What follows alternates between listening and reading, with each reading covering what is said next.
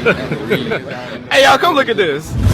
Kuna wale watu wanakuambia ni mimi kujichubua staki, lakini natamani niwe na rangi fulani, yani kama nyeupe lakini sio nyeupe, ila sitaki kujichubua. Njoo chukua hii hapa. Kama ndio maana nimesema njoo dukani nione bila filter jamani. Ukija ukiniona bila filter utaelewa ni kitu gani nakwambia. Rangi yangu mimi natumia hii losheni. Ni nzuri sana. Kwanza kitu ambacho napenda, the moment unavomaliza kupaka, kuna kamngao unakuwa unakaona kwenye ngozi kama maji. Yaani ushawahi kuona ile ngozi ambayo kama ndio umetoka bafuni, bado haijakauka maji.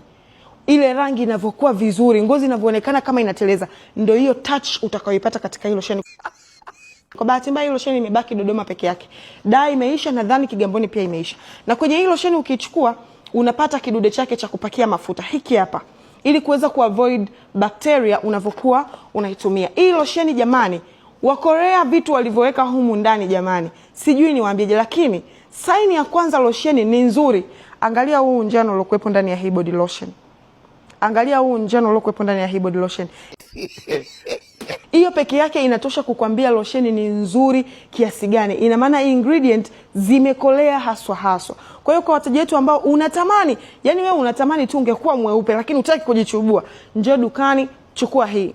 Ni brightening lotion nzuri sana. Na nakushauri ukichukua hii basi tumia na kasabuni kanoho.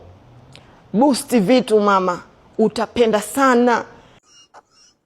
Yani utapenda sana. Chukua sabuni ya Noho, chukua na hii losheni. Natamani sana nimuuzie mtu leo hii combo. I'm very sure baada ya mwezi atanishukuru sana. Kwa leo nadhani nimemaliza